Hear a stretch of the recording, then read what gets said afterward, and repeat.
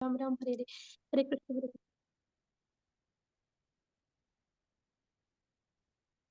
हरे राम राम राम हरे हरे हरे कृष्ण। हरे कृष्ण। आप सभी भक्तजनों का स्वागत है आज के सत्र में। सत्र का शुभारंभ हम पहले जगत गुरु शीला प्रभुपाद जी की आज की कोट के साथ करेंगे। आज है 23 नवंबर। कोट आप लोगों के सामने है। आप लोग म्यूट रहकर पढ़ना चाहें तो पढ़ सकते हैं। ठीक है, तब तक माला भी हो जाएगी। बाकी जिन भक्तों के एक दो मन का बचा हुआ है। 23 नवंबर। जय श्री गुरु कृष्ण। केवल एक ही है, परम भगवान श्री कृष्ण। और जो केवल उनके शब्दों को दोहराते हैं वे भी गुरु बन जाते हैं। परंतु निस्संदेह एक गुरु कभी स्वयं को भगवान नहीं मानता। वह स्वयं को सदा दासों का दास ही मानता है। श्रीमती एवं श्री भाटिया को पत्र 23 नवंबर 1975। जगत गुरु श्रील प्रभुपाद की जय। अभी हम श्रीमद् भगवद गीता यथारूप करेंगे। अध्याय 6 ध्यान योग श्लोक संख्या 8। जी माता जी। हरे कृष्ण माता जी पंचांग प्रणाम। हरे हरे कृष्ण कृष्ण सभी माता जी, भक्तों को पंचांग प्रणाम। पंचांग प्रणाम। भगवत गीता चैप्टर 6 ध्यान योग वर्स नंबर 8। श्रीमद् भगवत गीता यथारूप की जय। ज्ञान विज्ञान तृप्त आत्मा कूटस्थो विजित इंद्रियः युक्त इति उच्यते योगी सम लोष्ट्र अश्म कांचनः। अनुवाद।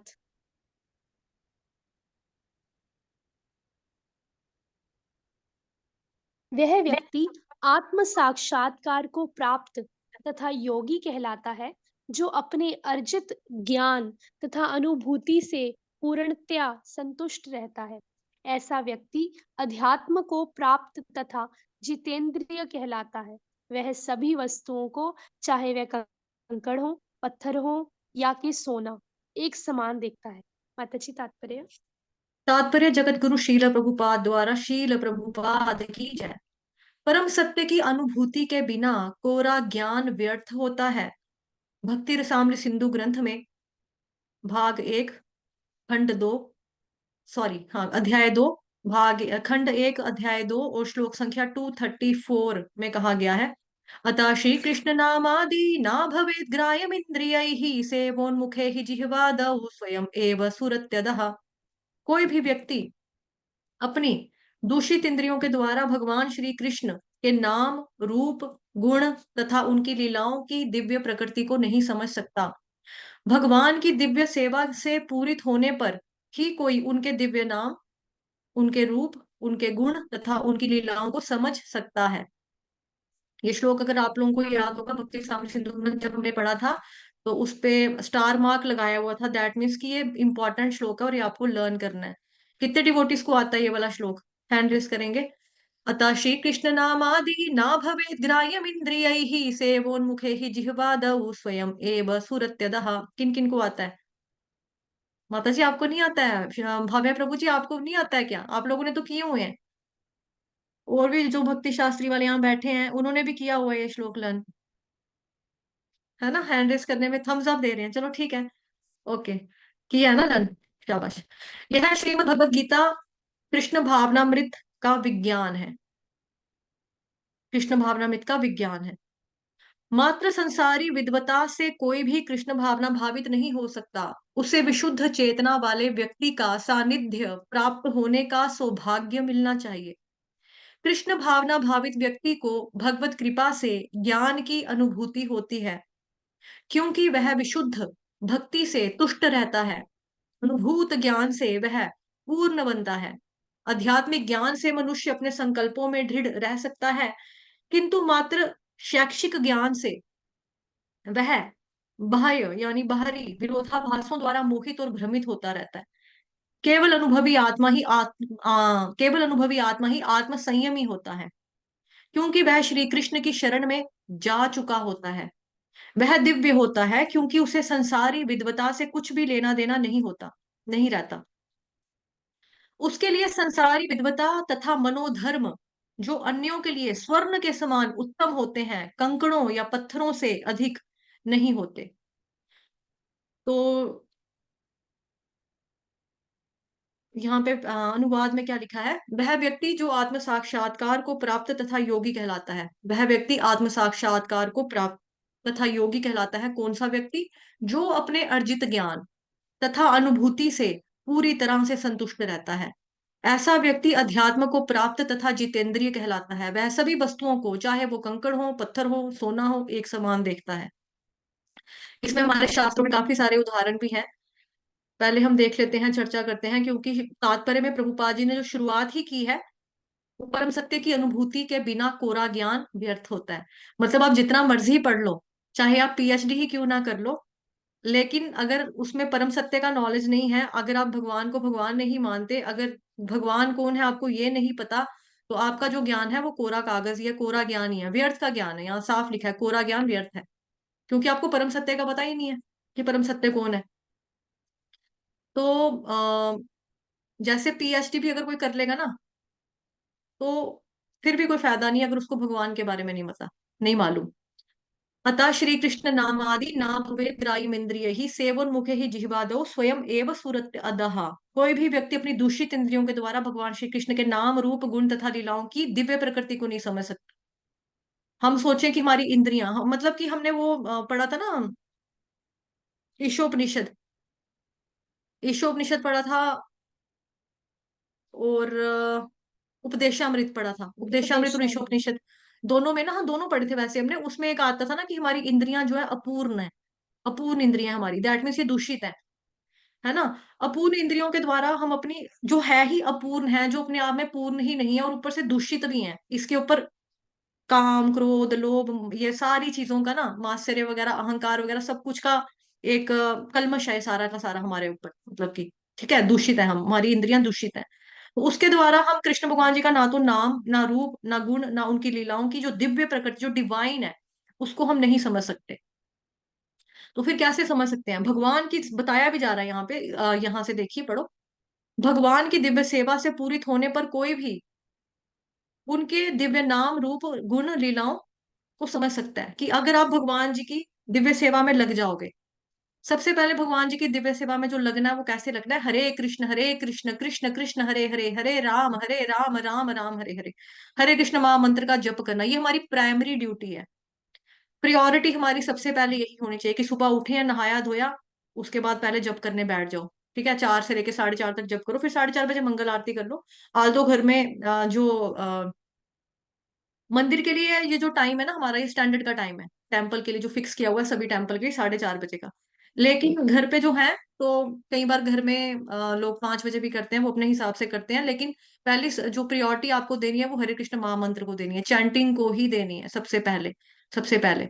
तो जब आप ये वाली सेवा करते हो, भगवान जी के हरे कृष्ण महामंत्र का जप करते हो, भगवान जी की अन्य सेवाओं में अगर आप लग जाते हो, रत हो जाते हो, लाइक भगवान जी को भोग लगाना है, भगवान जी के अर्च विग्रह की सेवा करनी है, भगवान जी का श्रृंगार करना है, भगवान जी का अभिषेक करना है ना, इस तरह की जो सेवाएं हैं उनके साथ लग जाते हो, उसमें लग जाते हो, तो आप भगवान जी का जो दिव्य नाम है उसको भी समझ पाओगे, आप भगवान जी का जो दिव्य रूप है उसको भी समझ पाओगे, आप भगवान जी के जो दिव्य जितने भी गुण हैं उनको भी समझ पाओगे, और भगवान जी की जो लीलाएं हैं उनको भी हम समझ सकते हैं। कब? जब सेब और मुखे की जिह्वा दो, जीभ के ऊपर ज्यों ही भगवान श्री कृष्ण का नाम आपका आ जाएगा, प्रकट होगा, आप भगवान कृष्ण का नाम अपनी जीभा से लेना शुरू कर दोगे, प्रसाद पाना शुरू कर दोगे, तो आपको ये जो भगवान जी की जो सीक्रेट्स हैं, जो भगवान जी के नाम है, रूप है, गुण है, लीलाएं हैं, सारा का सारा दिव्य है, डिवाइन है, ये सब चीजें आपकी बातें जो है समझ में आना शुरू हो जाएंगी। दूसरा यहाँ पे लिखा है कि कनकड़ वाला कुछ था ना, नीचे भी पढ़ा हमने, कि संसारी विद्वता तथा मनोधर्म अन्यों के लिए स्वर्ण के समान उत्तम होते हैं। कि भाई ये क्या है? अच्छा, बीएमडब्ल्यू है इसके पास। वाह यार, तेरे पास बीएमडब्ल्यू है, बल्ले बल्ले है तुम्हारी तो यार। इस तरह से मतलब कि संसारी विद्वता और मनोधर्म जो अन्यों के लिए सोने के समान उत्तम होते हैं, कंकुड़ों या पत्थरों से अधिक नहीं होते। किस व्यक्ति के लिए? जो आत्म साक्षात्कार कर चुका है, जो कृष्ण भगवान जी को समझ चुका है, परम सत्य का जो अनुभव कर चुका है, जिसको परम सत्य की अनुभूति हो चुकी है, उस व्यक्ति के लिए कंकड़ पत्थर के अलावा और कुछ भी नहीं है। आप इसका उदाहरण लो ध्रुव महाराज का। ध्रुव महाराज जब थे ना बच्चे, तो सब जानते हैं उनकी कथा के विषय के बारे में, सबको मालूम है कि किस तरह से उनकी जो सौतेली मदर होती है उनको अपने पापा की गोद से उतार देती है, अपने पिता की गोद से उतार देती है कि तुम मेरे बेटा तो नहीं हो ना, इसलिए तुम्हें मतलब इनकी गोद में बैठने का अधिकार नहीं है। तो उस वक्त जब ध्रुव महाराज छोटे बच्चे हैं, ठीक है, बच्चे को भी बुरा लगा कि भाई मेरे पापा है, मेरा हक है बैठना गोद में, बाकी बच्चों को प्यार मिलता है, मुझे प्यार नहीं करने दे क्या मिला, और मेरी सौतेली मम्मा ने ये बोल के मेरे को उतार दिया गोद से कि तुम्हें मेरा बेटा होना पड़ेगा उसके लिए। तो वो कहते हैं कि चलो ठीक है, मैं अपनी मम्मा के पास जाते हैं, रियल मदर जो होती है उनकी, जो रियल मदर होती है वो कहती है कि वो ठीक ही कहती है। वो कहते हैं मैं, फिर ध्रुव महाराज कहते हैं मैं ब्रह्मा जैसे भी बड़ा ये राजा बनूंगा, मैं अपने दादू से भी बड़ा राजा बनूंगा, मैं अपने पिता से भी बड़ा राजा बनूंगा। कहाँ मिलेंगे मुझे भगवान, मुझे भगवान ने क्यों ऐसा बना दिया, क्यों मतलब कि मुझे ऐसा किया है। तो उन्होंने बोला जाके भगवान से पूछना पड़ेगा, भगवान कहाँ मिलेंगे मुझे, तुम्हें तो वो मिलेंगे जंगल में मिलेंगे, तपस्या करने जाओगे तो तुम्हें भगवान मिल जाएंगे। तो ध्रुव महाराज जो है वो फिर जाते हैं और तपस्या करते हैं, वहां पर जब भगवान प्रकट होते हैं तो भगवान प्रसन्न हो जाते हैं, प्रकट होते हैं, और भगवान जब पूछते हैं, बोलते हैं उनको कि आप, मैं आपकी भक्ति से प्रसन्न हूँ, बताओ आपको क्या चाहिए। तो भगवान ने तो हाल दो राजपाट ये जो है, और वो नो डाउट बहुत बड़े राजा बने भी, ठीक है। और भगवान ने तो उनको वैसे ही दे दिया, लेकिन जब प्रकट होते हैं भगवान साफ पूछते हैं कि बताओ आपको क्या चाहिए, तो फिर वो बोलते हैं कि भगवान जिसने आपका दर्शन कर लिया तो उसको तो ये बाकी चीजें तो, कंकड़ पत्थर ये शीशे के पत्थर लेकर मैं क्या करूं, शीशा शीशा कांच के टुकड़े लेकर या पत्थर लेकर मैं क्या करूंगा, मैंने तो मतलब कि साक्षात कांच भगवान, के टुकड़े बोला। हाँ आपके दर्शन कर लिए मैंने, हाँ वही शीशे के टुकड़े, भाई कांच हो गया ना, तो उसका मैं लेकर क्या करूंगा भगवान, मुझे और कुछ नहीं चाहिए। तो मतलब सोचो कि जिसने भगवान जी के दर्शन कर लिए उसको राजपाट में क्या लगा, कंकड़ ही तो है, शीशा ही तो है, लोहा ही तो है, रद्दी तो है, और क्या है। तो इस तरह से ठीक है, हम यहाँ पे उदाहरण ले सकते हैं। बाकी ये देखिए यहाँ पे है कि अनुभूति के बारे में यहाँ बताया ना, परम सत्य की अनुभूति कहाँ पढ़ा था, ऊपर ही शायद था ना। वह व्यक्ति आत्म साक्षात्कार को प्राप्त तथा योगी कहलाता है जो अपने अर्जित ज्ञान तथा अनुभूति से पूरी तरह से संतुष्ट रहता है। ऐसा व्यक्ति अध्यात्म को प्राप्त तथा जितेंद्रिय कहलाता है। वह सभी वस्तुओं को, चाहे वो कंकड़ हो, पत्थर हो, सोना हो, एक समान दिखता है।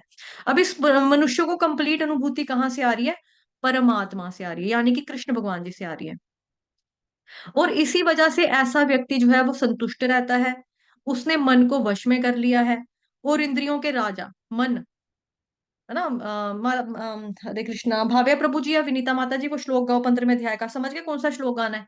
मनष्ठानी इंद्रियाणी, मन बॉस है वो वाला गाओ, फटाफट गाओ जिसको आता है जल्दी जल्दी से। Okay, take you time. तो मतलब लेकिन अभी गाना है आप लोगों ने, ठीक है, आप में से कोई भी एक गाएगा। उसने मन को वश में कर लिया, और इंद्रियों के राजा मन को जिसने वश में कर लिया है, वह सभी वस्तुओं को एक तरह से देखता है, एक समान से देखता है। इसका मतलब ये है कि हर चीज को वो कृष्ण के कनेक्शन में देखता है, हर चीज को कृष्ण के समान देखता है। कृष्ण उसमें भी है, जैसे कहते हैं ना भगवान तो कण कण में वास करते हैं। तो कण कण में जो वास करने वाला जो इस फिलॉसफी को समझेगा कि हाँ भाई ये बात है, इस ये सिद्धांत है हमारा कि भाई कण कण में भगवान वास करते हैं। तो कंकड़ हो, पत्थर हो, सोना हो, सब कुछ भगवान की सेवा के लिए ही है। सब कुछ भगवान की सेवा के लिए। किसी के पास अगर सोना है तो वो सोने की मूर्ति बना सकता है, सोने का मुकुट बना सकता है भगवान जी का, है ना, अर्च विग्रह बना सकता है, सोने की भगवान जी के लिए ज्वेलरी बना सकता है, भगवान जी के लिए सोने का दीपक बना सकता है, दीपक बना के रोज जोत जोत जगाएगा उसमें सोने का। अगर कोई व्यक्ति गरीब है, उसके पास मिट्टी है, कंकड़ है, वो उससे भी भगवान जी का अर्च विग्रह का निर्माण कर सकता है, उसको भी एक अच्छा रूप दे सकता है, आकार दे सकता है, और भगवान जी की भक्ति कर सकता है। जो मतलब हर चीज को भगवान श्री कृष्ण से रिलेट करेगा, उनके कनेक्शन में, उनकी सेवा में लगाएगा। मतलब कंकड़ हो, पत्थर हो, सोना हो, सब भगवान जी की सेवा के लिए, उसकी जो नजरिया है, उसकी जो दृष्टि है या दृष्टिकोण है, ऐसा हो जाता है। उसका सब कुछ सभी चीजों के लिए इक्वल विजन हो जाता है, क्योंकि उसका किसी चीज को भोगना या मजा करने का अब दृष्टिकोण नहीं रहता, क्योंकि उसका जो टेस्ट है ना, अब वो हायर टेस्ट हो जाता है, हायर लेवल वाला टेस्ट हो जाता है। जी विनीता माता जी हैंड रेस किया आपने, गाइए। जी माता मनष्ठान जी। इंद्रियाणि बल। जी माता जी। ममैवांशो जीवलोके जीवभूतः सनातनः मनःषष्ठानीन्द्रियाणि प्रकृतिस्थानि कर्षति। अच्छा, एक और है, और कोई और भी कोई है इसमें श्लोक जिसमें बताया जाता है कि, इसका अनुवाद करो चलो। जी माता जी।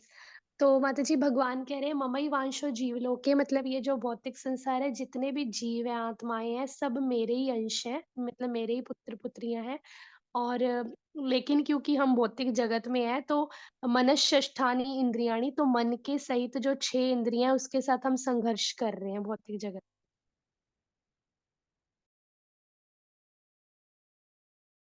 ओके, हरे कृष्ण मैंने माता अपने जी, आप को आवाज़ म्यूट ही नहीं आ किया, रही है। म्यूट कर लिया था मैंने अपने आप को, आप बोल रहे थे ना तो मैंने म्यूट किया था। तो मन जो बेसिकली है वो मन बॉस है इनका, नीति त्यागी माता जी, आप श्लोक गाएंगे ये वाला, कि जिसमें बताया जाता है कि इंद्रियां हैं, 5 इंद्रियां, और 5 इंद्रियों का जो बॉस है वो मन है। बताओ, आपने भी किया हुआ है, आपको भी करवाया होगा। मनमेवांशो बताइए। जीवलोके जीवभूतः सनातनः मनःषष्ठानीन्द्रियाणि प्रकृतिस्थानि कर्षति। जी, ठीक है। तो हाँ माता जी, अब आप करवाइए आगे। हरे कृष्णा, मेरी आवाज आ रही है ना? आप जी, करवाइए जी माता जी माता आगे। जी। हाँ जी जी, माता जी, हरे आवाज़ आ रही कृष्ण। माता जी, कोई और वर्ष आ रहा है ना? तो हरे कृष्णा सभी भक्तों को। तो आज का जो 8th वाला वर्ष है, तो इससे पहले ही हमने पढ़ा था कल 7th वाले वर्ष में, कि जिसने मन को जीत लिया उसने परमात्मा को प्राप्त कर लिया। मतलब मन को जीत के ही हम भगवान को प्राप्त कर सकते हैं और शांति प्राप्त कर सकते हैं। क्योंकि अगर हमारा मन विचलित रहेगा, मान लो हमारा मन हमेशा अगर भौतिक चीज़ों के पीछे ही लगा रहेगा, एंग्ज़ायटी में रहेगा, अगर हम इतना ज़्यादा अटैच्ड रहेंगे हर चीज़ से, है ना? मतलब इस संसार में, तो हम भक्ति को कैसे टाइम दे पाएँगे? और भक्ति को टाइम ही नहीं दे पाएँगे, भगवान भगवान को ही टाइम नहीं दे पाएँगे, तो फिर कैसे हम शांति प्राप्त कर सकते हैं ना? तो कल तो हमने जाना था कि उस जो व्यक्ति जो होता है जिसने मन को जीत लिया उसके लिए सुख-दुःख, सर्दी-गर्मी, मान-अपमान एक से हैं, ठीक है? तो उसी से रिलेटेड जो है आज का वर्ष है, मीन्स अभी आगे क्या कह रहे हैं, अभी जो आत्म साक्षात्कार को प्राप्त हो गया वो योगी कहलाता है, ठीक है? तो जैसे कि हमने एक दिन पहले डिस्कस किया था कि योग का असली मतलब क्या होता है, कि हम जब भी सुनते थे कि योगी कौन होता है, जो योगा करता है, एक्सरसाइज़ करता है, बस हम यही समझते आ रहे थे। लेकिन योगी का मतलब क्या होता है, जिसने पूरी तरह से अपने आप अपना संबंध जो है वो कृष्ण के साथ जोड़ लिया। मतलब आत्म साक्षात्कार को प्राप्त कर लिया, जान लिया कि मैं कौन हूँ। आत्म साक्षात्कार क्या है कि मैं ये बॉडी नहीं हूँ, मैं सोल हूँ। ममैवांशो, जैसे कि अभी हमने वर्ड्स पढ़ा, ममैवांशो, मैं भगवान का अंश हूँ। ठीक है? और भगवान का मेरी आइडेंटिटी क्या है, मैं कृष्ण का दास हूँ। मैं कृष्ण की सेवा करने के लिए इस संसार में आया हूँ और मुझे कृष्ण के पास ही जाना है। मतलब मैं इस संसार का हूँ नहीं, मैं माया का नहीं हूँ, मैं कृष्ण का हूँ। तो मुझे कृष्ण का ही दास बनना है। तो वही जो है आत्म साक्षात्कार को जिसने प्राप्त कर लिया, वही असल में योगी कहलाता है। ठीक है? क्योंकि वो योग में है, रियल योग में। तो वो क्या होता है, उसने जो अनुभूति की है, मतलब गॉड रियलाइज़ेशन की है। गॉड रियलाइज़ेशन मतलब कृष्ण के नाम को नाम का चैंट करके, रूप, गुण, लीला, उनके पास्ट टाइम्स हो गए, उनकी लीलाओं का स्मरण करके, पढ़ के, सुन के, पूरी तरह से मतलब अनुभूति कर लिया, रियलाइज़ेशन कर लिया है कि कृष्ण ही जो है सब है। ठीक है? हाँ, तो ऐसा जो व्यक्ति होता है, वो जितेंद्रिय कहलाता है। मतलब उसने सभी इंद्रियों पे जीत पा ली।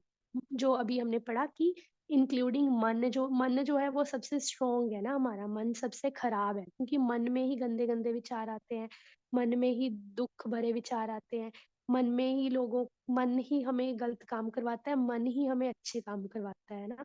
तो माता जी, मन हरे जो है। कृष्णा। जी, जी ये माता जी। जो मैं एक श्लोक और कोट करना चाहती हूँ ना, उसमें जी, आप भी जी, कर जी। देना, आप एक्सप्लेन कर देना वो। 15वें अध्याय का 9th नंबर का श्लोक है। श्रोत्रें चक्षुस्पर्शनं च रसनं घ्राणमेव च अधिष्ठाय मनश्चायं विषयानुपसेवते। जो भी आपने बोला और इसके रेफरेंस में जाएगा, उसका अनुवाद आता है इस प्रकार। दूसरा, स्थूल शरीर धारण करके जीव विशेष प्रकार का कान, आंख, नाक, जीभ, स्पर्श इंद्रियां, त्वचा प्राप्त करता है, जो मन के चारों ओर संपूजित है। तो इस प्रकार वो इंद्र विषयों के एक विशिष्ट समुच्चय का भोग करता है। कि मन जो है वो उनका बॉस है, और मन जो बोलेगा फिर वो बोलेगा कान को, मेरे को कुछ सुनना है, मेरे को अच्छा सुनाई देना चाहिए कुछ। तो वो कान उस साइड पे उसकी, मतलब मन की डिमांड पूरी करने के लिए कान उस साइड जाएगा। जैसे मान लो हाँ, कि साथ वाली दीवार है पीछे, वहां पे लड़ाई हो रही है, कान लगा के सुनना यार क्या हो रहा है उनके घर में, देखना देखना देखना।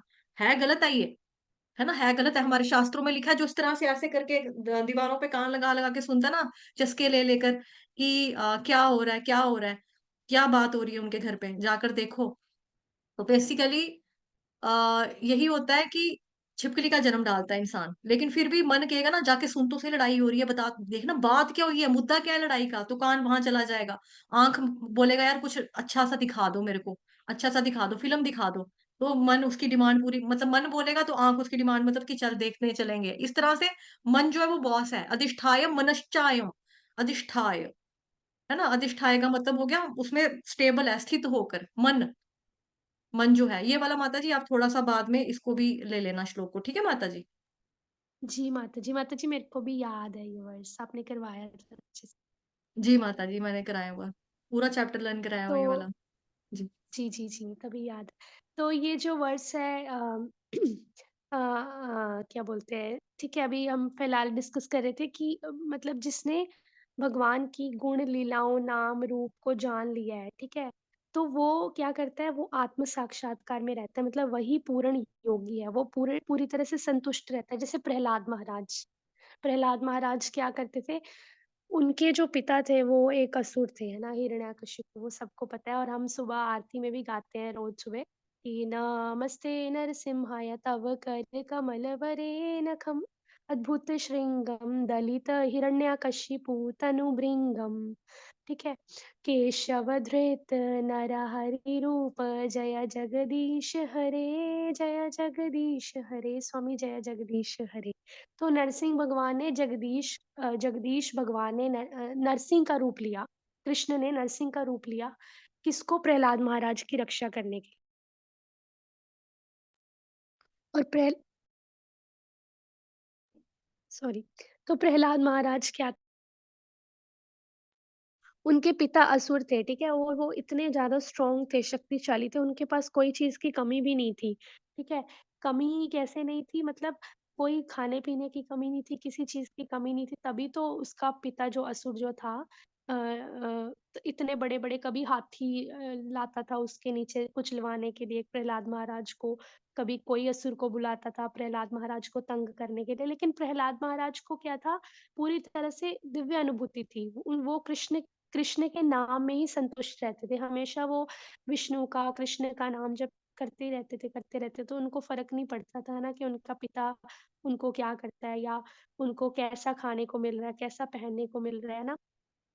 तो उनके लिए भी क्या था, चाहे कंकड़ था, चाहे वो पत्थर था, चाहे सोना था, वो एक समान ही देखते थे क्योंकि उनको क्या था, बस केवल कृष्ण के नाम से मतलब था ना, कृष्ण के नाम, गुण, रूप, लीला से। और वो जब वो स्कूल में भी जाते थे, तो जब उनके साथ के जो क्लासमेट्स थे, तो क्लासमेट्स उनको खेलने के लिए बोलते थे, तो वो खेल खेल क्या खेलते थे कि एक-दूसरे के साथ बैठ के वो कृष्ण के नाम, रूप, गुण, लीला को डिस्कस करते थे कि कृष्ण भगवान ऐसे दिखते हैं, उनकी लीला क्या-क्या है, वो लीला के बारे में डिस्कस करते थे, अपने क्लासमेट्स को बताते थे, छोटी एज में ही, और उनको बोलते थे कि तुम भी नाम जप करो।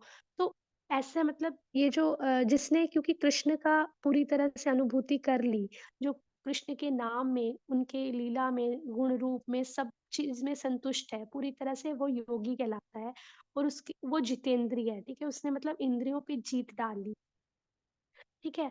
तो ये जो अभी पढ़ा है कि कोई भी व्यक्ति, अतः श्री कृष्ण नामादि वाला वर्ष, कि कोई भी व्यक्ति अपनी दूषित इंद्रियों से भगवान के नाम, गुण, रूप, लीला और दिव्य प्रकृति को नहीं समझ सकता।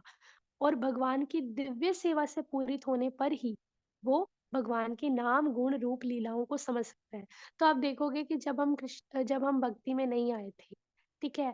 तो जब हम संसार में ऐसे ही रहते थे, मतलब खाते-पीते, सोते थे, ना चैंटिंग करते थे, हमें पता भी नहीं था ना, भगवद गीता भी नहीं पढ़ते थे, तभी हमें रियलाइज़ेशन नहीं था इतना। तो आप देखोगे कि तब हम कृष्ण भगवान को समझ पा रहे थे कि कृष्ण भगवान कौन है। हमें बस ये पता था कि कृष्णा बांसुरी पकड़ते हैं, ऐसे कृष्णा मोर पंख लगाते हैं, बड़े सुंदर दिखते हैं, बस इतना ही पता था ना। या जब हम फ़ोटोज़ में देखते थे या हमारे पेरेंट्स बताते थे। लेकिन कृष्ण की लीलाएँ क्या-क्या थी? कैसे कृष्ण भगवान ने अपनी छोटी अनामिका उँगली पे इतना बड़ा गोवर्धन पर्वत धारण किया? कैसे भगवान कृष्ण जो थे, वो गोपियों गोपियों के साथ भी, मतलब गोपियों को भी इतना, गोपियाँ भी उनसे इतना प्रेम करती थी कि अपने बच्चे को दूध पिलाते हुए या बच्चे को अगर पति को भी खाना दे रही है, तो वो भाग जाती थी कृष्ण के लिए, क्योंकि कृष्ण जो थे, उनका जो रूप था ना, वो इतना ज़्यादा अट्रैक्टिव है। सर्वाकर्षक बोला जाता है ना कृष्ण को। तो कृष्ण की और क्या-क्या लीलाएँ हैं, कैसे उन्होंने इतने बड़े तृणाव्रत जो असुर था जो साइक्लोन के फॉर्म में आया था, उसका उद्धार किया, है ना? इतने बड़े-बड़े असुरों का भगवान कृष्ण ने, है ना, उद्धार किया, चाहे वो अगासुर हो, पूतना हो, कोई भी हो, है ना? इतने बड़े-बड़े असुर जो होते थे, तो ये मैंने एक लेक्चर में सुना था कि कृष्णा जो है थे अपने ब्रेकफ़ास्ट से पहले और अपने ब्रेकफ़ास्ट के बाद सुबह के नाश्ते के पहले, सुबह के नाश्ते के बाद एक असुर को मारते थे। मतलब एक-एक असुर को, मतलब इतने ज़्यादा, आधे आधे से ज़्यादा असुरों के तो नाम भी जो है मेंशन नहीं है। इतने ज़्यादा असुरों को का उद्धार किया उन्होंने, कृष्ण भगवान ने।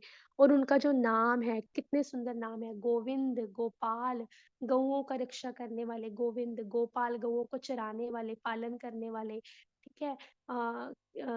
केशव, केशी असुर का वध करने वाले, ठीक है? माधव, राधा रास बिहारी, राधा माधव, ठीक है? कितने सुंदर-सुंदर उनके नाम हैं, हर एक नाम के पीछे उनका एक वो है, मतलब है, लीला है, हर एक नाम के पीछे, है ना? माधव के पीछे लीला है, केशव के पीछे लीला है। उनका जो रूप है वो इतना ज़्यादा अट्रैक्टिव है कि श्रीमती राधा रानी उनसे इतना अट्रैक्ट हो जाती हैं और सभी गोपियाँ उनसे अट्रैक्ट हो जाती है कि देखती की देखती रह जाती है, अपना सब काम-काज भी भूल जाती हैं। माता यशोदा उनसे इतनी अट्रैक्ट होती हैं, ठीक है? गुण गुण उनका क्या है, गुण उनकी क्वालिटीज़ कितनी ज़्यादा है कि उनके अंदर कितनी क्वालिटीज़ है ना, वैराग्य है, कृष्ण का जो ज्ञान है वो कितना ज़्यादा है, मतलब हर एक गुण उनमें, क्षमा की क्वालिटी है, कृष्ण का मतलब क्वालिटीज़ कितनी अच्छी हैं उनकी, भगवान की। और उनकी जो लीलाएँ हैं वो तो हम पढ़ते ही हैं श्रीमद् भागवतम के कैंटो 10 में, ठीक है? तो कहने का मतलब ये है कि हम ये दूषित इंद्रियों से क्या समझ पाए थे अब तक? जब तक हम भक्ति में नहीं थे, जब हम चैंटिंग नहीं करते थे, जब तक हमने गुरु की शरण नहीं ली हुई थी या हम भगवत गीता क्लासेस नहीं लगाते थे, क्योंकि हमारी इंद्रियाँ बहुत ज़्यादा दूषित थी। नो डाउट अभी भी इंद्रियाँ हमारी अच्छी तरह से क्लींस नहीं हुई हैं, मतलब मैं अपनी बात करूँ तो नहीं हुई हैं।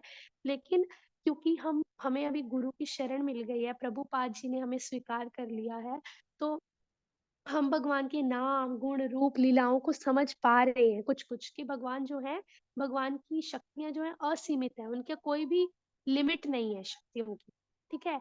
तो कहने का मतलब ये है, भगवान की दिव्य सेवा से पूरित होने पर ही हम उनको समझ सकते हैं। जब हम भगवान की सेवा करते हैं तभी हमें उनसे प्यार बढ़ता है ना, जब हम अर्चा विग्रह को तैयार करते हैं, जगन्नाथ जी को तैयार करते हैं, राधा रानी को, श्री कृष्ण भगवान को तैयार करते हैं, भोग बनाते हैं उनके लिए, तो हमें रियलाइज़ होता है कि हाँ, भगवान जो है कितने ज़्यादा महान हैं, कितने करुणामयी हैं, है ना? हे कृष्ण करुणा सिंधो दीन बंधो जगतपते गोपेश गोपिका कांता राधा कांता नमोस्तुते। और उन भगवान को नमस्कार है जो राधा रानी के स्वामी हैं और सभी गोपियों के भी स्वामी हैं, ठीक है? तो ये ही जो है कृष्ण भावनामृत का विज्ञान है। तो हम जो है संसारी विद्वता से कृष्ण भावना भावित नहीं हो सकते। हम कब हो सकते हैं? जब हमें रियलाइज़ेशन होगा, अनुभूति होगा भगवत कृपा से, भगवान की कृपा से। और भगवान की कृपा मतलब भगवान का प्रसादम और भगवान का नाम, ठीक है? ये जब हम चैंट करेंगे, भक्तों का संग करेंगे और भगवद गीता का श्रवण करेंगे, पढ़ेंगे तो हमें रियल रियलाइज़ेशन होगा। तो फिर हमें ऐसा भी टाइम आ जाएगा कि हमें फिर ये लगेगा कि ये सोना, इतना जो पैसा है वो हमारे लिए मैटर नहीं करता, क्योंकि हमें तो अगर पैसा मैटर नहीं करता इसका मतलब ये नहीं है, अभी हम यहाँ पे एक चीज़ और देखेंगे कि उस व्यक्ति के लिए, मतलब जिसने दिव्य अनुभूति कर ली, उसके लिए कंकड़ और सोना एक समान है, ठीक है? अभी कोई सोचेगा कि अच्छा, तो फिर क्या हम सोने को घर से बाहर फेंक देंगे? तो ऐसा तो कोई भी नहीं कर सकता। कोई भी व्यक्ति, चाहे हम भक्ति में भी लगे हैं, तो ये एक बारी प्रभुपाद जी ने बोला था कि चाहे जो भक्त होता है ना, अगर वो रास्ते में जा रहा होगा ना, अगर उसको पैसे दिखेंगे, तो ये नहीं है कि वो पैसे को लात मार के चला जाएगा आगे, तो ये भी उसकी मूर्खता होगी, है ना? तो यहाँ पे इसका मतलब ये नहीं है कि कंकड़ और पत्थर, ठीक है, और सोने को हम एक समान देखें का मतलब ये नहीं कि घर पे हमारे सोना पड़ा है, पैसा पड़ा है, चलो न जाके हमने नाले में फेंक दिया कि हाँ, नहीं, अभी तो हमें रियलाइज़ेशन हो गया, अभी हम तो भक्ति करेंगे, तो वो भी हमारी क्या होगी, बेवकूफ़ी होगी, ठीक है? पत्थर, कंकड़, सोने को एक समान देखना मतलब हमें ये रियलाइज़ेशन होना चाहिए इन रियल कि ये जो हमारे घर पे पैसा भी है ना या मेरे पास ये जो सोना भी है ना, इसको भी मैं कैसे कृष्ण की सेवा में लगाऊँ, है ना? रादर देन थ्रोइंग अवे, ठीक है? तो उसको भी हमें कृष्ण की सेवा में लगाना है, वो रियल रियलाइज़ेशन है, ठीक है? तो एक बार एक व्यक्ति था, वो रास्ते से जा रहा था, तो ये एक गुरु महाराज जी के लेक्चर में भी सुना था, एक प्रभु प्रभु जी के लेक्चर में भी सुना था, सीनियर डिवोटी के, तो वो बता रहे थे कि जो नॉर्मल व्यक्ति होता है, वो क्या करेगा, जो पूरी तरह से भौतिक है, जिसको भगवान से प्यार भी नहीं है, नास्तिक है या भगवान को वो मानना भी नहीं चाहता, तो वो रास्ते में जाएगा, देखेगा, अरे वाह! ये तो पैसे पड़ा है 500 का नोट। अभी मैं 500 के नोट से क्या करूँगा, पिज़्ज़ा खाऊँगा, बर्गर खाऊँगा या मैं कुछ अपनी पसंद की चीज़ खरीद लूँगा, ठीक है? वो पॉकेट में डाल लेगा। लेकिन वैसे ही एक योगी आएगा, योगी मतलब जो अष्टांग योग या ब्रह्म ज्योति में ध्यान लगाता है, ऐसे, है ना? तो फिर वो क्या करेगा, जब उसने ₹500 देखे तो वो सोचेगा कि अरे!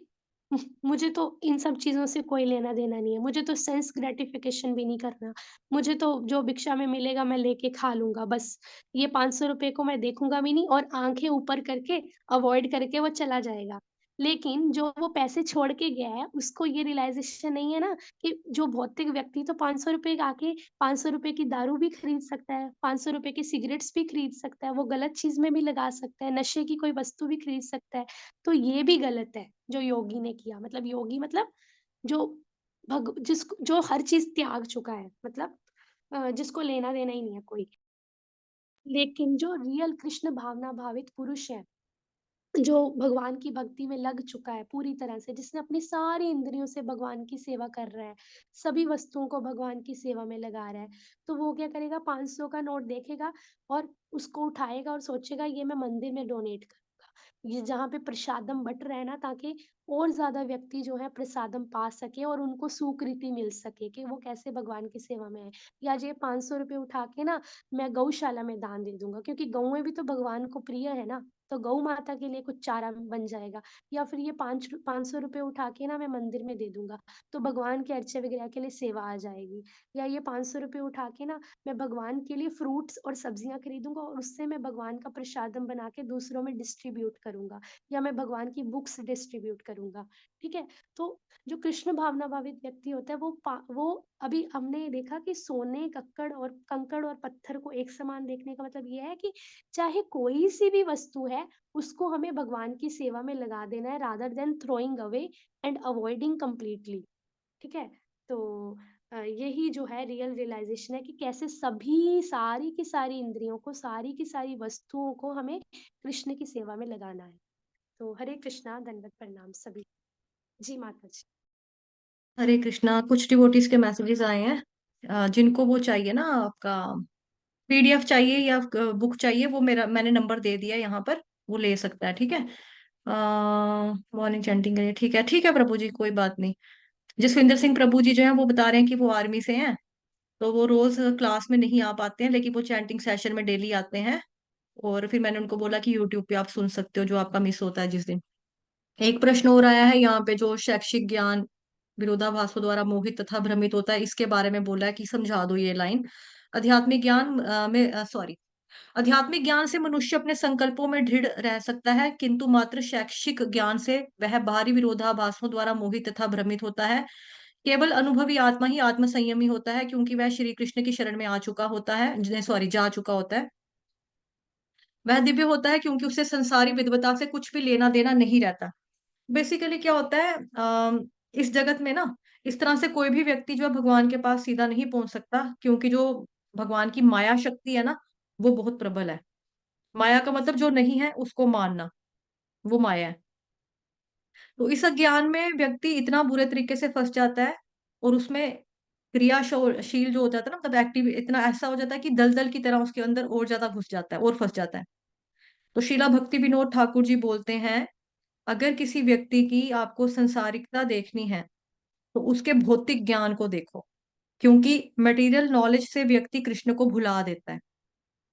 मटेरियल नॉलेज की बात हो रही है ना, कि डिग्रियां, जैसे मैंने पीएचडी का नाम लिया था, कि कोई पीएचडी भी क्यों ना हो लेकिन वो नहीं समझ सकेगा अगर वो भगवान का भक्त नहीं है तो। उसके भौतिक ज्ञान को देखो, ऐसा कहते हैं शीला प्रभुपाद, ये भक्ति विनोद ठाकुर जी, कि अगर किसी व्यक्ति की संसारिकता देखनी है तो आप उसके भौतिक ज्ञान को देखो, क्योंकि मटेरियल नॉलेज से व्यक्ति कृष्ण भगवान जी को भूल जाता है, भुला देता है। क्यों भुला देता है? कि मेरे पास इतनी डिग्री है ना, मैंने पीएचडी की, मैंने एमए किया, मैंने बीए किया, मतलब कि मैं, क्या बोलते हैं, एक ऑर्डर में नहीं बोल रही, जैसे मैंने बोर्ड का एग्जाम दिया, फिर मैंने ग्रेजुएशन की, फिर मैंने मास्टर डिग्री की, फिर मैंने आपका पीएचडी किया, इस तरह से। तो डिग्रीज इतनी सारी होती है, उसकी पोथियां इतनी सारी इकट्ठी हो जाती है ना, तो उसके साथ साथ उसको घमंड भी हो जाता है, घमंड आता है। अब घमंड आता है तो फिर क्या होता है, कृष्ण की विस्मृति हो जाती है। पीएचडी का फुल फॉर्म क्या होता है माता जी? हरे कृष्णा, कोई बताएगा पीएचडी का फुल फॉर्म क्या होता है? माता जी डॉक्टरी में कुछ होता है, मेरे को किसको याद पता नहीं है है। पीएचडी का फुल फॉर्म? डॉक्टरी में इतने लोग बैठे हैं, कोई तो हैंड रेस करो। फिलोसफी ऑफ डॉक्टरेट कुछ ऐसा होता है माता जी, एक फिलोसफी मैसेज ऑफ। आया, रुको मैसेज में देख लेते हैं, मैसेज में क्या है माता जी। मैं न्यू हूँ क्लास में। अच्छा माता जी, मैं रानी माता जी, आपको मेरा नंबर है ना, आप मेरे को फोन करना या मैसेज करना, मैं बता दूंगी आपको, ठीक है? ये लो, मैंने नंबर दोबारा दे देती हूँ। हाँ, जसवीरेंद्र प्रभु जी ने हैंड रेस किया है पीएचडी का फुल फॉर्म बताने के लिए। जी प्रभु जी बताइए।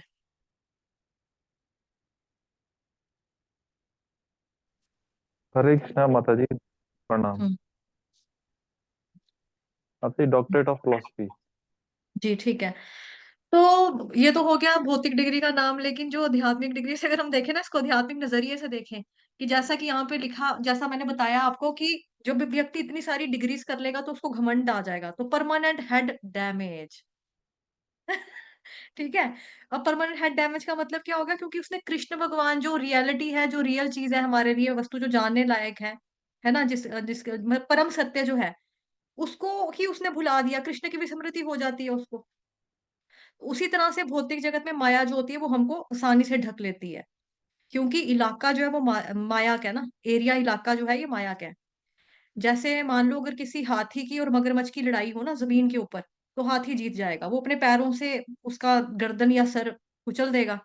लेकिन जो मगरमच्छ है, अगर पानी में लड़ाई हो और हाथी जो है वो गया, फिर तो, क्योंकि वहां पे आपने देखा भी है गजेंद्र मोक्ष की कथा में, है ना, सुना है कि मतलब कि पानी में कैसे लड़ाई हो रही थी हाथी की और मगरमच्छ की, कि कितने सालों तक उसका पाँव जो था हाथी का मगरमच्छ ने पकड़ के रखा था, तो फिर उसको भी पता था मैं मरने ही वाला हूँ। क्यों? पानी में अगर मगरमच्छ होगा तो इलाका मगरमच्छ का है ना, पानी वाला, तो हाथी गया फिर काम से, फिर हाथी चला जाएगा, मर गया मतलब, क्योंकि इलाका मगरमच्छ का है। तो जीवात्मा को हाथी से कंपेयर किया जा सकता है और माया को मगरमच्छ से कंपेयर कर सकते हैं। तो माया हमारे सामने आती है विशेष रूप से सगे संबंधियों के प्रति आसक्ति को लेकर, और भौतिक ज्ञान की आसक्ति को लेकर। जैसे हमने अध्याय 1 में भी चर्चा की थी कि अर्जुन ने जब भीष्म पितामह को और द्रोणाचार्य को अपने सामने देखा था तो वो भ्रमित हो गए थे। तो द्रोणाचार्य जो है वो रिप्रेजेंट करते हैं भौतिक ज्ञान को, संसारिक ज्ञान को, और भीष्म पितामह करते हैं रिप्रेजेंट भौतिक रिश्तों, नातों को। तो इन दोनों को अपने सामने देखकर ना अर्जुन भ्रमित हो गए, तो फिर अर्जुन को भगवत गीता के ज्ञान की जरूरत पड़ी। उसी तरह से माया जो है वो हमको भी ढक लेती है, क्योंकि इलाका माया का है। अब भले ही भगवान, हम आगे जाके पढ़ेंगे 7 चैप्टर के, आपको अगर याद होगा, जो भक्ति शास्त्री करके बैठे, 7वें अध्याय का 4था श्लोक, 5वां श्लोक सिलेबस में था, लर्न भी किया था, है ना?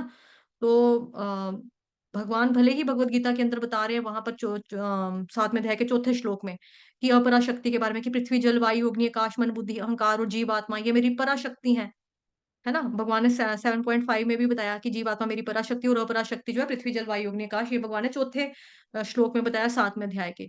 लेकिन क्योंकि इलाका अपरा का है, यानी पृथ्वी जल वायु अग्नि आकाश मन बुद्धि अहंकार का, यानी माया शक्ति का है, तो जीत भी किसकी होगी? माया की होगी, क्योंकि हर व्यक्ति जो है अपने इलाके में स्ट्रांग होता है ना? फिल्मों में भी आपने देखा होगा, जो गुंडे होते हैं बोलते हैं आना कभी मेरे इलाके में, आना, तेरे को देख लूंगा, मजा चखा दूंगा तेरे को, बड़ा लगा ना तू अपने से बना हुआ, ज्यादा स्वाद आ जाएगा तेरे को जब मेरे इलाके में पहुंचा तो कौन सा इलाका तेरा क्या है चीज है तू, कौन कौन सा इलाका, आना तू देख लेना। जब देखेगा ना सभी लोग जो है वो बिचके हुए हैं, डरे हुए हैं, सहमे हुए हैं, सबकी मुंडियां, सबकी गर्दनें नीचे हैं, समझ जाना इलाका मेरा आ गया हुआ है। इस तरह से तो अपने इलाके में हर कोई जो होता है वो स्ट्रांग होता है। ठीक है। दूसरा रीजन ये है कि माया भगवान जी को 100% शरणागत है। भगवान की शक्ति है माया देवी, यानी महामाया शक्ति। भगवान ने माया देवी को बोला कि इनका टेस्ट लो, अगर कोई अंट शंट अल्लाह गला व्यक्ति मेरे पास नहीं पहुंचना चाहिए। तो माया कहती हाँ भगवान जी बिल्कुल ठीक है। तो माया भक्तों का और अभक्तों का दोनों की ही परीक्षा लेती है, दोनों को टेस्ट करती है। जो मटेरियलिस्टिक पर्सन होते हैं ना, उनको बोलती है अरे क्यों जा रहे हो कृष्ण की शरण में, तो बोरिंग है भक्ति करना, भजन करना, दुनिया देख यार कितनी अच्छी है, कितनी सुंदर है। कृष्ण भगवान बोरिंग है, भक्ति करके क्या मिलेगा, कुछ नहीं होने वाला, ऐवे ही है। भक्तों को बोलेगी कृष्ण की शरण में जा रहे हो, हाँ कृष्ण की शरण में जा रहे हो, अच्छी बात है, चलो आज रहने दो, आज छोड़ दो, कल चले जाना। मना नहीं कर रही मैं जाने से आपको, लेकिन आज थोड़ा एंजॉय कर लो, थोड़ा सा भोग कर लो, कल चले जाना। शरणागत होने से मना थोड़ी ना कर रही हूँ आपको, लेकिन कल। फिर वो कल व्यक्ति कहेगा आज, आज आ गया है कल, आज मैं जाऊं, कहेगी कल, कल चले जाना, फिर कल, फिर परसों, फिर कल, फिर नरसों, फिर कल, वो कल कल कल कल कल के ऊपर पोस्टपोन करवाती है, टालती रहती है। तो माया कर्मी या अभक्त को बोलती है डू नॉट सरेंडर, और भक्तों को बोलती है डिले द सरेंडर, मतलब पोस्टपोन कर दे सरेंडर में। ये माया का काम है, ये जगत माया का है, जो जेल के समान है बेसिकली। सत्वगुण रजोगुण तमोगुण से बना हुआ और अहंकार से युक्त है ये सारा जगत, इससे कोई भी निकल नहीं पाता, जेल की तरह है ये, दलदल की तरह है ये। अब कोई सोचे जेल कैसे है, जेल में सलाखें होती हैं, हथकड़ियां होती हैं, यहाँ तो नहीं है।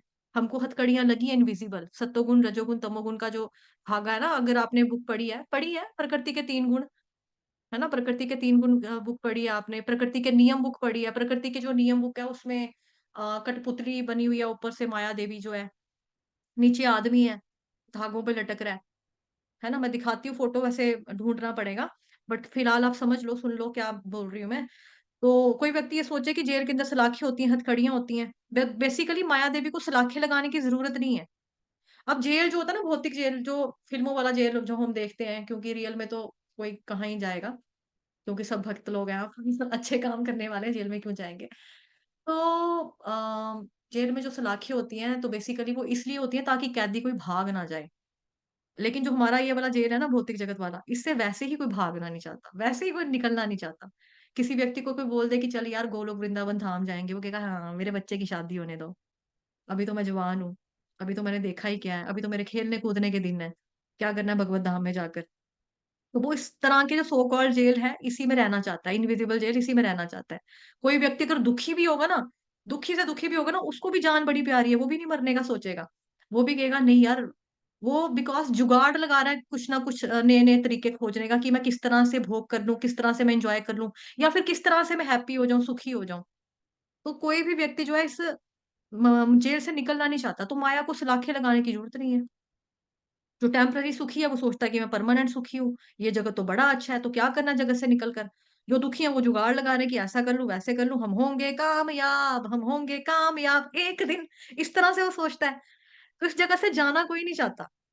तो इसीलिए जब तक माया के पर्दे रहते हैं, व्यक्ति भगवान को नहीं समझ सकता। हालांकि भगवान यहाँ पर उपस्थित हैं, भगवान ने, आपने भगवत गीता पहले भी पढ़ा हुआ सबने, है ना, भक्ति शास्त्री वाले यहाँ पे बैठे हैं, तो भगवान ने बताया कि पानी में जो जल का स्वाद है वो मैं हूँ, अग्नि की ऊष्मा मैं हूँ, सूर्य का प्रकाश मैं हूँ, चंद्र का प्रकाश मैं हूँ, ये सब तो बोला है भगवान ने, इतने सारे एग्जाम्पल्स दिए हैं कि मैं सृष्टि में व्याप्त हूँ। फिर भी लोग मेरे को समझ नहीं पाते, क्यों? क्योंकि माया के पर्दे हैं, सत्वगुण रजोगुण तमोगुण, क्योंकि ये पर्दे हैं। एक तो पर्दा होता है जिससे पर्दे से ढक देना, पर्दा है पर्दा है, पर्दा है पर्दा है, मतलब ढका ढका हुआ चीज है कि दिखेगा नहीं। दूसरा पर्दा एक वो भी होता है जो हम सिनेमा हॉल में, थिएटर में जाकर देखते हैं, जिसके ऊपर पिक्चर दिखाई देती है हमको, वो भी पर्दा कहलाया जाता है ना। तो एक पर्दा होता है जैसे सिनेमा हॉल में, तो मूवी देखते रह जाएंगे इन पर्दों पर, फिल्में देखेंगे, कभी सत्तोगुण की मूवी चली, कभी रजोगुण की फिल्म चली, कभी तमोगुण की पिक्चर आई। तो जो मूवी देखते रहते हैं, फिर वो रियलिटी को तो देख नहीं पाते। थिएटर में भी हम देखते हैं ना, मतलब सारी तरफ अंधेरा कर देते हैं, अंधेरा, बत्तियां बंद कर देते हैं, लाइट्स ऑफ करके, पूरा ध्यान कहाँ जाता है, स्क्रीन के ऊपर। तो इंसान पूरा खो जाता है। जब कोई गुंडा आएगा मारेगा, मार इसको, बड़ा दिमाग खराब किया इसने, हीरोइन उठा कर लेकर गया था तेरी, इसने तेरी माँ को वाई नहीं लेकर गई, मार दे मार दे मार दे, कितना जोश चढ़ता है लोगों को, बिकॉज वो रियलिटी को भूल भुला के ना पूरा उसके अंदर घुस जाते हैं, फिल्म के अंदर।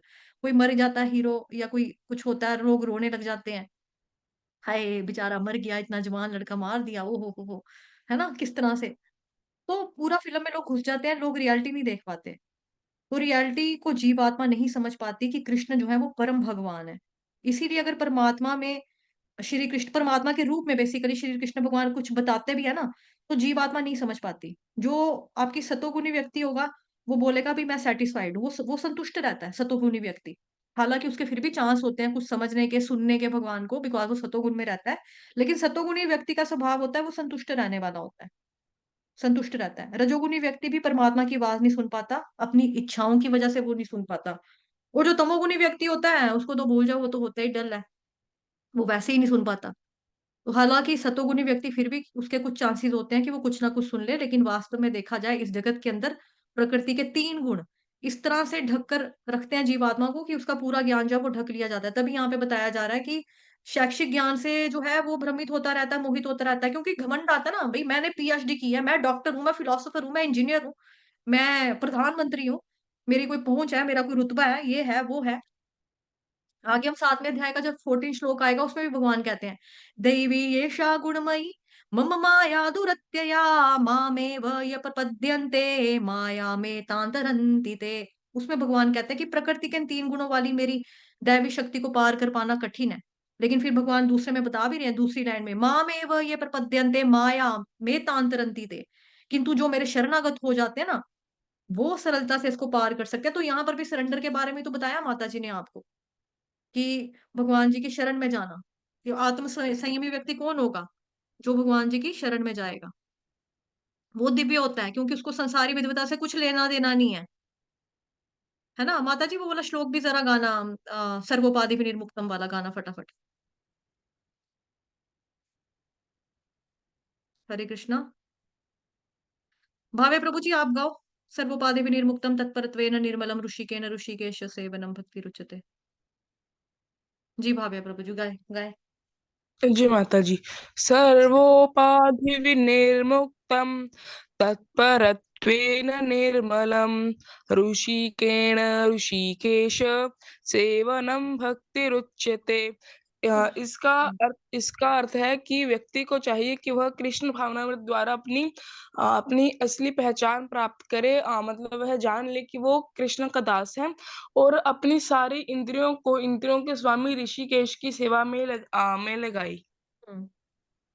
है ना? तो यही बताया यहाँ पे भी कि शरणागति लेनी है भगवान की, अपनी समस्त इंद्रियों को भगवान जी की सेवा में लगा दो। उसी से हमारी इंद्रियाँ सेवा में लगने मात्र से शुद्ध हो जाती हैं। तो भगवान जी ने बताया देवी एषा गुणमयी, यानी त्रिगुणी माया ना जो मेरी सत्वगुण, रजोगुण, तमोगुण। गुण का एक मतलब रस्सी भी होता है। तो जैसे पिछले श्लोक में बताया मैंने आपको प्रकृति के नियम वाली बुक में आपने फ़ोटो देखी होगी माया देवी कैसे डांस करवा रही कठपुतलियों को मतलब इंसानों को कठपुतली बनाकर। है ना? तो इन 3 गुणों का रोल होता है बेसिकली जीवात्मा के जीवन के अंदर। तो भगवान कह रहे हैं मम माया दुरत्यया मेरी माया को पार कर पाना मुश्किल है। अच्छे-अच्छे फिसल जाते हैं माया के अंडर में, फिसल जाते हैं। लेकिन मामेव ये प्रपद्यन्ते जो मेरा शरणागत हो जाएगा वो इसको सरलता से पार जो है ना कर सकता है। वो सरलता से पार कर सकता है। तो एक बारी क्या हुआ है कि मेरे को एक याद आया है कि एक बारी ना नारद मुनि थे। नारद मुनि जो थे उन्होंने भगवान जी को बोला कि भई मेरे को ना आपकी माया शक्ति देखनी है। तो भगवान ने बोला छੱਡ परे किस चक्कर में पड़ रहा है? क्या करना है माया शक्ति को देखकर? वो बोलता है नहीं-नहीं नारद मुनि कहते हैं नहीं-नहीं प्लीज़-प्लीज़ मेरे को भगवान जी दिखा दो ना माया शक्ति। मुझे देखनी है दिखाओ ना। भगवान ने बोला है तू साक्षात मेरे दर्शन करता है नारद, तुम्हें क्या ज़रूरत पड़ी हुई है ये माया शक्ति देखने की? बोलता है फिर भी भगवान मैंने सोच रहा हूँ कि कैसी होती होगी आपकी माया शक्ति? मैंने बड़ा सुना है कि बड़े-बड़े दिग्गज, बड़े-बड़े संत, मुनि, महात्मा इनको भी नहीं छोड़ती आपकी माया शक्ति, तो मैं देखना चाहता हूँ। तो भगवान ने कहा, "चलो ठीक है, मैं तुमको दिखाता हूँ, चलो मेरे साथ।" अब भगवान और नारद मुनि जो थे ना, ये दोनों भ्रमण के ऊपर निकल गए। मतलब कि चक्कर लगाने के लिए चलते-चलते, चलते-चलते, चलते-चलते, चलते ये चलते जा रहे हैं, चलते जा रहे हैं, चलते जा रहे हैं। एक जगह चलते-चलते ये रुके, तो वो जो जगह थी वो था रेगिस्तान। रेगिस्तान में आकर भगवान जी ने बोला, "नारद मुनि, मेरे को बड़ी प्यास लगी है, पानी मिलेगा मुझे?" तो नारद मुनि ने बोला, "अभी लो भगवान, जो आ गया भगवान, अभी लेकर आता हूँ मैं आपके लिए पानी।" नारद मुनि जी वहाँ से चले गए। अब नारद मुनि जब चले और वहाँ पे उनको एक क्या बोलते हैं, कुटिया, एक झोंपड़ी नज़र आई। कुटिया नज़र आई, कुटिया के बाहर ही नारद मुनि ने देखा एक कुआँ भी है। उन्होंने सोचा चलो मज़ा हो गया, अब मतलब मैं यहाँ से भगवान जी के लिए पानी लूँगा, भगवान को पानी जाकर पिलाऊँगा। जैसे उन्होंने कुटिया का दरवाज़ा नॉक किया, ठक-ठक किया, वहाँ से एक देवी आई, सुंदरी। तो नारद मुनि ने अपना परिचय दिया कि भई मैं नारद मुनि हूँ। तो वो जो स्त्री थी, ओह भाग्य, ओह माय गॉड, मेरे घर में, मुझ अभागन के घर में आप जैसे साधु संत वैष्णव, परम वैष्णव पहुंचे हैं, नारद मुनि जी मेरे घर पे आए हैं, ओ हो, इस तरह से वो परम मतलब कि बड़ा आदर सत्कार करती है, आओ भगत करती है नारद मुनि की, उनको बिठाती है, पानी पिलाती है, जल देती है पीने के लिए। तो मैं आपकी बहुत बहुत आभारी हूँ, आप मेरी गरीबन की कुटिया में आए, आप मेरी गरीबन की कुटिया में आए। मैं मतलब कि, और वो रोने लग गई। मुझे तो यकीन ही नहीं हो रहा, आप मेरी कुटिया में आ गए नारद मुनि जी। नारद मुनि ने कहा, आप भावुक मत होइए, मेरे मन में एक बात है नारद मुनि जी। नारद मुनि कहते, हाँ हाँ बताइए, क्या क्या क्या है, आप भावुक मत होइए, रोइए मत, आप बताइए। मैं चाहती हूँ कि मैं आप जैसे किसी परम वैष्णव की सेवा करूं, मैं आपको अपना जीवन साथी बनाना चाहती हूँ, प्लीज मुझसे विवाह कर लीजिए। नारद मुनि ने कहा, ठीक है, आप रोइए नहीं। तो क्योंकि नारद मुनि ने उसका आदर सत्कार देखा, उसका भाव देखा, भावुकता देखी, तो नारद मुनि को सोचा बड़ी इमोशनल है और इतना आदर सत्कार कर रही है वैष्णव का, तो नारद मुनि ने बोला ठीक है। तो नारद मुनि ने उसके साथ विवाह कर लिया और घर गृहस्थी वहां पर बसा ली। घर गृहस्थी बसाई, फिर उनके बच्चे हुए, ठीक है, बच्चे हुए, फिर बच्चे बड़े हुए, फिर पोता पाती भी हुए। तो इस तरह से नारद मुनि जो थे वो पूरे तरह से ग्रस्त बन के फंस गए उसके अंदर, उसकी बातों में पूरा फंस गए।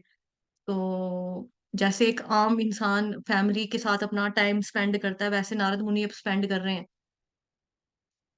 एक दिन क्या होता है कि नारद मुनि जी जो है वो पोते पोती भी मतलब उनके हो जाते हैं, नारद मुनि अब वृद्ध हो चुके हैं, मतलब एक तरह से बता दो बूढ़े हो गए, मतलब पोते पोती भी हो गए उनके। एक दिन क्या होता है, जल पर ले आती है, मतलब बाढ़ आ जाती है। अब बाढ़ आती है ना, बाढ़ में वो देखते हैं कि उनका बच्चा बह के जा रहा है, बच्चे बच्चियां मतलब जो उनके बेटे हैं, बेटियां हैं, बहुएं हैं, वो बह बह के जा रही हैं। पिताजी हमें बताइए, अब नारद मुनि वृद्ध हैं, पकड़ पाने की कोशिश कर रहे हैं, लेकिन हाथ से फिसलते जा रहे हैं रिश्ते उनके। पत्नी गई, अपने सामने रुड़ती हुई बहती हुई पत्नी चली गई, ठीक है, बच्चा चला गया, पोते चले गए, दादाजी हमें बचाओ, दादाजी दादाजी, बच्चे आ रहा हूँ, आ रहा हूँ, बच्चे आ रहा हूँ, ऐसे पकड़ पकड़ के हाथ से, लेकिन रिश्ते फिसलते फिसलते कोई उनके हाथ में नहीं आया। अब जो पानी है, पानी की लहरों में नारद मुनि जी भी बह रहे हैं, कभी यहाँ पे थप्पड़े थपेड़े खा रहे हैं, कभी वहां पे ठोकर खा रहे हैं, कभी यहाँ से कभी वहां से। तो ठुकते ठुकाते, रुकते रुकाते एक जगह के ऊपर आकर लहरों ने, पानी की लहरों ने उनको एक जगह पे आकर ठा करके फेंक दिया, धा करके फेंक दिया। अब वो जो जगह थी वो थी नारद मुनि का एक पेड़ था, पेड़ की जगह जाके वहां पे टक्कर लगती है। ओ भगवान, हरे कृष्णा भगवान, आप सामने। भगवान ने कहा, तो कैसी लगी नारद मुनि मेरी माया शक्ति।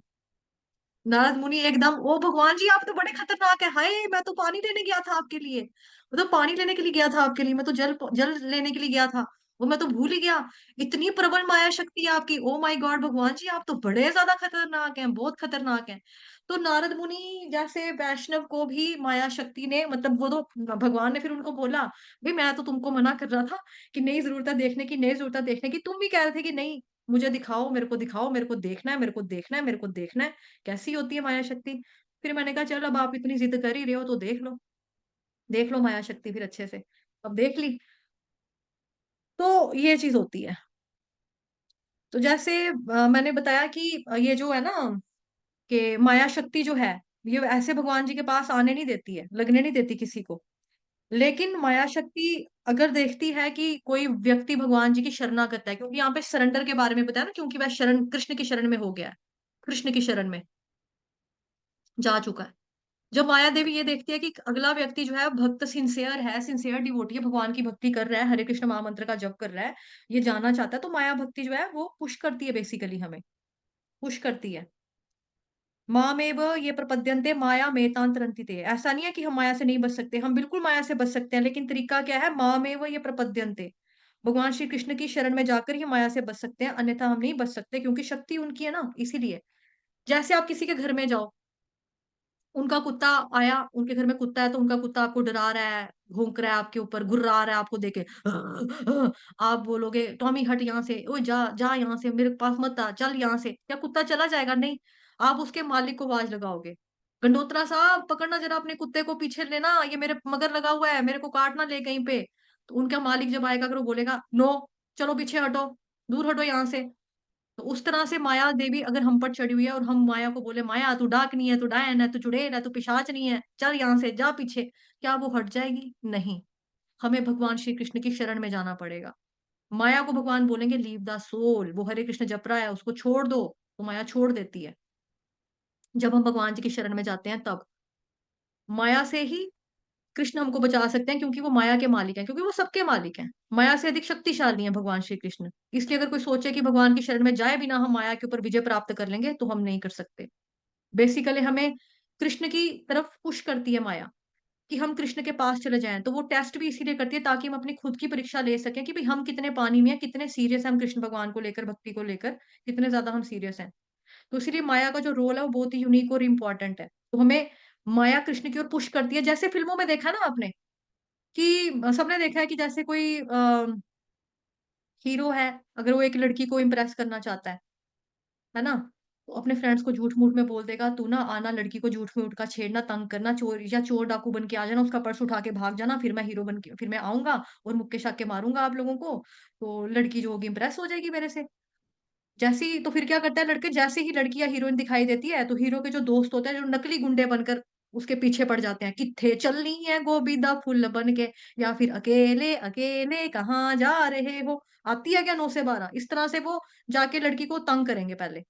है ना हीरोइन को। फिर हीरो आया, उसने मुक्के-शुक्के मारे लड़कों को, गुंडों को मार के भगाया, फिर दोनों में दोस्ती होगी, प्रेम हो गया। लेकिन ये गुंडे थे कौन? थे किसके भेजे हुए?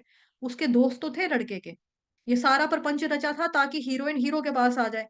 उसी तरह से ये जगत जो है भगवान जी ने रचा है ना? अल्टीमेटली भगवान चाहते हैं कि हम उनके पास में आ जाएँ, हमारी अपनी खुशी के लिए। है ना? हमारी अपनी प्रसन्नता के लिए। इसीलिए माया जो है वो हमें पुश करती है ताकि हम कृष्ण के पास जाएँ। लेकिन जब हमारा जो भौतिक ज्ञान जो होता है वो पूरा किताबी वाला ही होता है कि हम इंजीनियर हैं, डॉक्टर हैं, फिलॉसफर हैं, हम आपका डॉक्टर हैं, हम प्रधानमंत्री हैं, हम क्या बोलेंगे पीएचडी की हुई है मैंने मास्टर डिग्री किया हुआ है। तो इस तरह सा की जो डिग्री होती है, उनकी जो पोथियाँ होती हैं, उसके साथ-साथ हमारा जो दिमाग होता है ना, उसमें घमंड चढ़ जाता है। हम घमंडी भी हो जाते हैं। घमंडी जब हो जाते हैं, तो हम कृष्ण की शरण में नहीं जा पाते। कृष्ण की विस्मृति हो जाती है, हम कृष्ण को भुला देते हैं। कृष्ण को भुलाना जो है वो फिर सही नहीं है, फिर हम कहाँ से जाएँगे भगवान के पास, जब भुला ही देंगे। तो यहाँ पे वही बताया जा रहा है, ठीक है? इस तरह के जो मनोधर्म हैं, वो लोगों को संसारी विद्वता जो लगती है, वो क्या लगती है? ये तो सोना है। मैंने तो डॉक्टर की पढ़ाई कर ली, अब तो ये सोना है। लेकिन वास्तव में वो कंकड़ या पत्थरों से अधिक कुछ नहीं होती। अगर वो ज्ञान जो आपको भगवान कृष्ण की तरफ जाने से रोक रहा है ना? तो वो ज्ञान वास्तविक ज्ञान नहीं है। परम सत्य की अनुभूति जो है, उसके बारे में नहीं पता। परम सत्य के बारे में नहीं पता कि कौन है, कृष्ण भगवान ही परम सत्य है। ईश्वरः परं कृष्णः सच्चिदानंद विग्रहः अनादिरादिर्गोविन्दः सर्वकारण कारणम्। तो इसके बारे में यही है यहाँ पे, ठीक है? इतना ही रखेंगे आज के लिए, काफ़ी समय हो गया। धन्यवाद आप सभी भक्तों का। तो कल हम अगला श्लोक देखेंगे, कल हम पढ़ेंगे श्लोक संख्या 9 अध्याय 6 का ध्यान योग का। श्लोक संख्या 9 से हम कल शुरुआत करेंगे। चैंटिंग सेशन ओपन है, 4 बजे आप लोग आ जाना, ठीक है? पहले तो हम 3 बजे लगा रहे थे, अभी सर्दी की वजह से भक्तजनों ने की रिक्वेस्ट के ऊपर हम लोगों ने टाइम जो है वो 4 बजे का किया है। बट जो लोग उठे होते हैं वो आकर जॉइन कर सकते हैं, 3 बजे भी करना चाहे कर सकते हैं, ठीक है? आप लोग माला करो अपनी आकर। बाकी पौने 7 बजे श्रीमद् भगवद गीता यथारूप की कक्षा होगी। और जिन भक्तों को बुक चाहिए पीडीएफ, मैंने मोबाइल नंबर दे दिया है, जिनको हार्ड कॉपी चाहिए स्पिरिचुअल गिफ्ट, वो भी ले लेना, ठीक है? हरे कृष्ण वाञ्छा कल्पतरुभ्यश्च कृपा सिन्धुभयेव च पतितानां पावनेभ्यो वैष्णवेभ्यो नमो नमः। अनंत कोटि वैष्णव वृंद की जय। जगत गुरु श्रील प्रभुपाद की जय। श्री कृष्ण चंद्र भगवान की जय। ग्रंथराज श्रीमद् भागवतम महापुराण की जय। श्रीमद् भगवद गीता यथारूप की जय। आप सभी भक्तों की जय। आज के आनंद की जय। एक लेट आए हैं, वो बोल रहे हैं मेरे को नहीं पता लगा मोबाइल नंबर। लो मैं दोबारा दे रही हूँ।